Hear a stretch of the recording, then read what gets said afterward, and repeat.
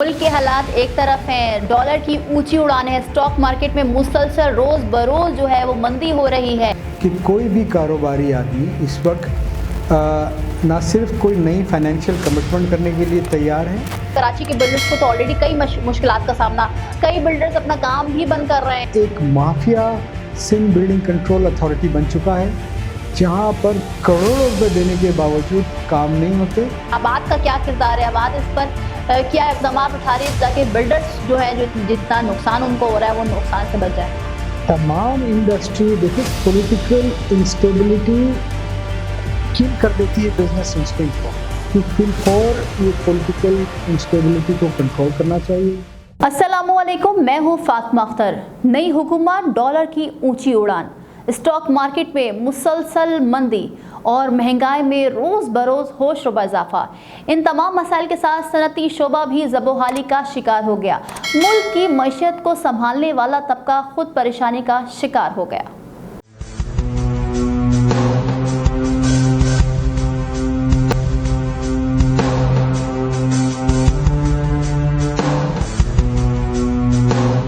तामीराती material की कीमतें जो हैं वो आसमान से बातें कर रही हैं, जिसने बिल्डर्स और डेवलपर्स की परेशानी में दोगुना इजाफा कर दिया है। इस तमाम तरह सूरत हाल पर बात करेंगे अपने प्रोग्राम में।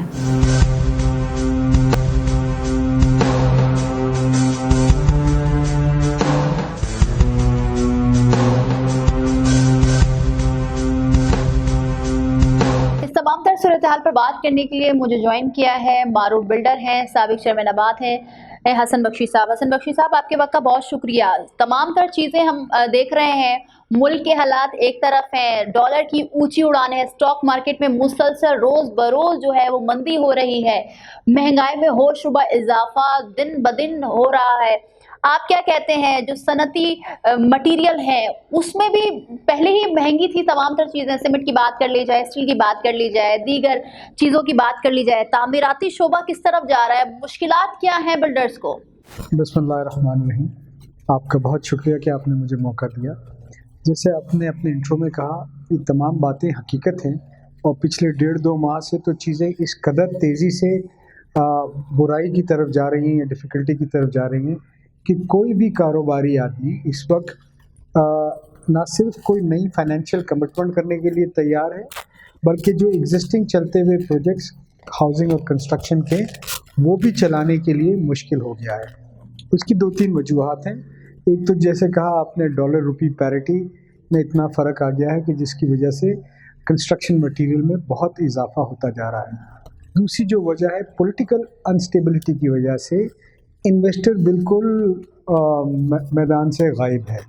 तीसरी वजह यह है कि जो ख़रीदार जिन्होंने पहले फ़्लैट ले लिए हैं और वो आज अपनी इंस्टॉलमेंट देने पे पाबंद हैं, पर उनके किचन का खर्चा इतना बढ़ गया है, उनके रोज़मर्रा का, बच्चों का, इसका उसका या घर का, बिजली का, वो इंस्टॉलमेंट के वो पैसे बचा के अदा करने के लिए मुश्किल हो रही है।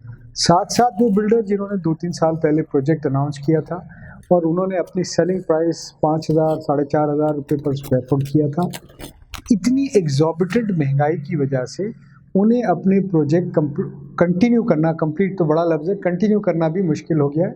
सरिये की कीमत तकरीबन 1.25 साल पहले 80-90 हज़ार रुपये पर टन थी, आज 2,10,000 रुपये टन है। सीमेंट 500-525 रुपये बैग था, आज 550-800 रुपये बैग से ऊपर हो चुका है। इसी तरह रेती, बजरी, क्रश, एल्युमिनियम, कॉपर, वायर, हर चीज़ के होशरुबा पैसों में इजाफा हो रहा है। तो लोग बहुत इस वक्त मेंटल स्ट्रेस में भी हैं कि वो किस तरह आगे अपने कारोबार कंटिन्यू कर सकेंगे। ठीक है हसन बख्शी साहब, आपने बहुत बुनियादी बातों पर, जिस तरह से हम पहले ही बात कर रहे हैं कि डॉलर, फिर जो सियासी मंजरनामा है मुल्क का, उसकी बात की, फिर महंगाई में इतना इजाफा हो गया कि जो इंस्टॉलमेंट पे कर रही है, जिसने आप फ्लैट लिया बिल्डर से या कोई ज़मीन ली जिसकी इंस्टॉलमेंट वो पे कर रहा है, वो उसमें काबिल ही नहीं रहा, क्योंकि जाहिर सी बात है महंगाई इतनी बढ़ रही है। तो अब ये जो तामीराती सनत है उसको कैसे लेकर जाया जाए, क्योंकि पिछली हुकूमत जो खान साहब की थी उसमें उन्होंने एक जो इलेक्शन से पहले उन्होंने बात की थी, जो हम पाकिस्तान में हर गरीब का घर होगा, उस पर काम का आगाज भी किया गया, मगर वो तो एक तरफ, मगर अब मुल्क के जो हालात दिख रहे हैं क्या गरीब आवाम और जो निचला तबका है वो भी घर नहीं ले सकेंगे? और बिल्डर्स स्पेशली, क्योंकि बिल्डर्स को ऑलरेडी, कराची के बिल्डर्स की बात कर ली जाए तो कराची के बिल्डर्स को तो ऑलरेडी कई मुश्किलात का सामना, जिस तरह से हम बात करते हुए आए हैं शुरू से हम इस प्लेटफॉर्म से, कि जब हम एनओसीज लेने जाते हैं तब मसले मसाइल, फिर सुप्रीम कोर्ट के फैसले आए, फिर उसके बाद सरिये की कीमत, दीगर तामीराती मटीरियल की कीमतों में इजाफा हो गया। अब मगर सियासी मंजरनामे के बाद, डॉलर की ऊंची उड़ान के बाद, स्टॉक मार्केट में शदीद मंदी के बाद अब बिल्डर को कई मुश्किलात का सामना है। हम ये देख भी रहे हैं कि कई बिल्डर्स अपना काम भी बंद कर रहे हैं और जो जेर तामीर प्रोजेक्ट्स हैं उसको भी डिलीवर नहीं कर पा रहे। तो अब हल क्या होगा, किस तरफ जाएंगे, कैसे बात होगी? नई हुकूमत आई है, उसको 1.5 माह हुआ है, उससे कैसे बात होगी? देखिए, आपने बिल्कुल ठीक कहा। इमरान खान साहब के मैनिफेस्टो में वन ऑफ द प्रायोरिटाइज जो जगह काम था वो हाउसिंग और कंस्ट्रक्शन था, और इसको मद्देनज़र रखते हुए खान साहब ने 128 मीटिंग अपनी टास्क फोर्स की थी, जिसमें तकरीबन 64 मीटिंग प्राइम मिनिस्टर ने खुद कंडक्ट की, और जिसको वो खुद हेड करते थे ऑलमोस्ट हर जुमेरात को। और जो काम उनकी हुकूमत के दरमियान बिल्डर, डेवलपर और आम ख़रीदार के लिए हुआ है, मैं नहीं समझता हिस्ट्री में, पाकिस्तान की 72 साल की हिस्ट्री में हुआ है। सबसे बड़ी मैं 2-3 चीज़ें आपको मिसाल दे दूँ। हमारी डिमांड थी कि बहुत सारा इन्वॉल्वमेंट इनकम टैक्स FBR का है, फिक्स टैक्स कर दिया जाए, ना सिर्फ नए प्रोजेक्टों के लिए, ऑनगोइंग प्रोजेक्टों के लिए। 2200 प्रोजेक्ट ने फिक्स टैक्स की स्कीम अवेल की है, जो कि हिस्ट्री में पहली बार है। नवाज शरीफ साहब की हुकूमत एक बार फिक्स टैक्स लाई थी, उन्होंने 40 प्रोजेक्ट उसमें रजिस्टर हुए थे, तो ये लोगों का इंटरेस्ट था। फिर हमने उनको कहा कि हमारे पास मिस्त्री मजदूर जो काम करते हैं विथ होल्डिंग टैक्स उन पे नाजायज़ है, और वो गरीब कहाँ से उसको ना क्लेम कर सकते, ना कुछ अनस्किल्ड लोग हैं। उन्होंने विथ होल्डिंग टैक्स भी ख़त्म कर दिया। इसी तरह जो सरमायाकारी करेगा कंस्ट्रक्शन के हवाले से, ख़रीदार से भी उसकी पैसों की सोर्सेज नहीं पूछी जाएगी, और बिल्डर अगर उस पर प्रोजेक्ट रजिस्टर करता है तो उससे भी नहीं पूछी जाएगी, और 1 रुपये उन्होंने उस पर कोई चार्जेस नहीं रखे। तो इमरान खान साहब की हुकूमत ने बहुत काम किया। जहाँ तक आपने बात की कराची और सिंध की, देखें सबसे बड़ा महवर वर्टिकल कंस्ट्रक्शन का कराची था।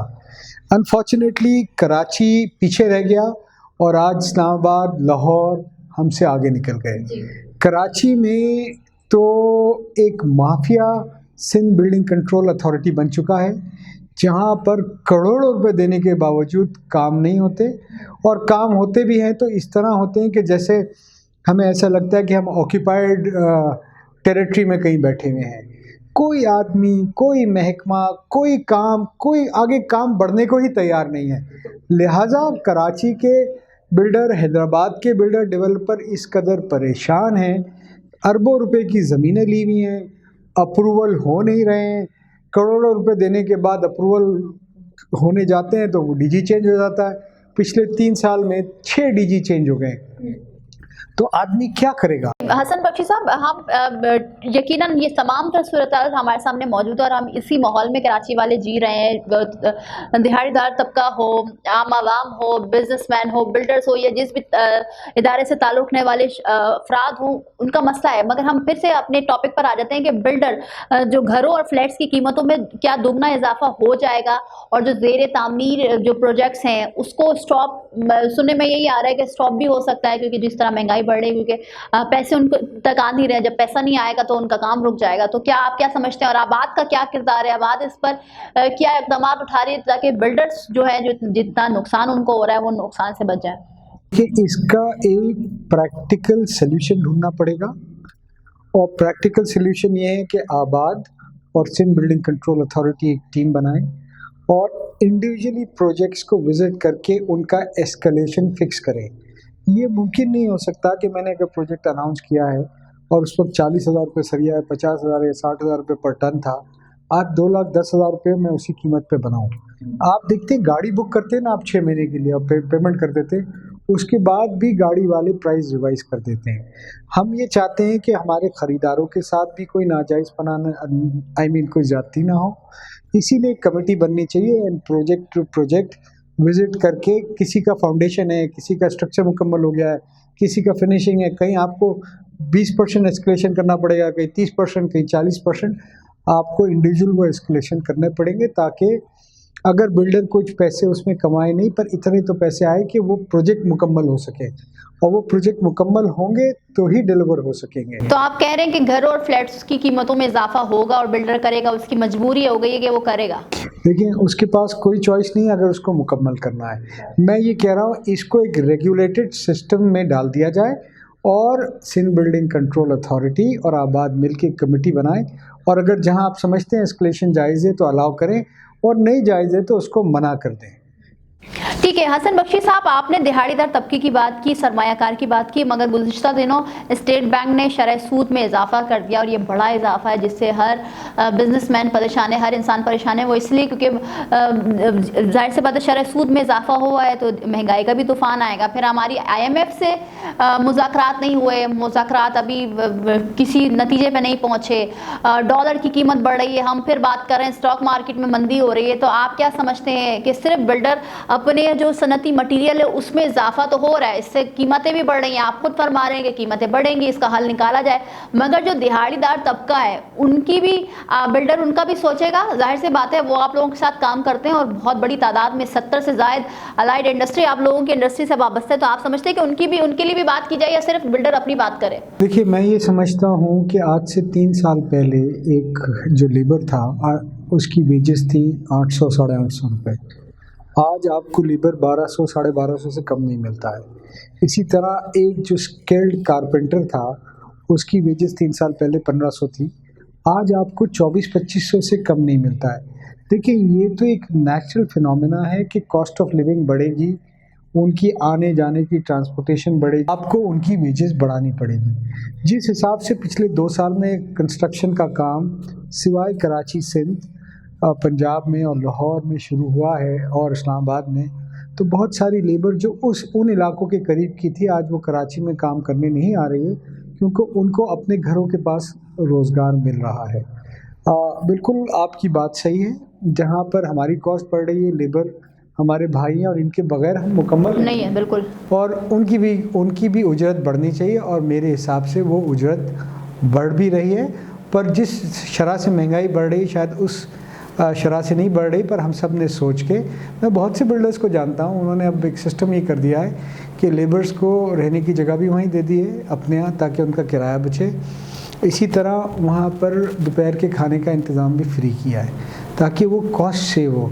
आज कहीं भी आदमी कोई खाता है तो 50-60 रुपये, कम से कम दाल रोटी और चाय भी पीता है तो 60-70 रुपये। नहीं सर जी, हाँ 50-40 रुपए की 50 रुपए की एक चाय है, आप तो 60 रुपए 70 रुपए की बात कर रहे हैं। बहरहाल हसन बख्शी साहब, आप हमेशा से हमने आपके साथ बहुत शोज़ किया, आप हमेशा से ये बात करते हैं कि कोई ऐसी कमेटी बन जाए जिससे जो स्टील की कीमतें हैं या दीगर चीज़ों की कीमत हैं उसको कंट्रोल किया जाए, कब्ज़ा माफिया कंट्रोल किया जाए, कराची में जो मसले मसाइल हो रहे हैं SBCA के साथ बिल्डर्स के वो कंट्रोल किया जाए। मगर आप क्या समझते हैं कि अब जब वक्त की ज़रूरत है, घरों को डिलीवर करना है, जो प्रोजेक्ट्स बन चुके हैं, जो बन रहे हैं, जो कि ज़ेर तामीर है, उनके लिए भी आपने कहा कि एक कोई इदारा बन जाए या कोई कमेटी बन जाए जिसको ये तमाम तर सिचुएशन देखे। मगर आप क्या समझते हैं कि इस सिचुएशन में हुकूमत का किरदार कितना इम्पोर्टेंट है?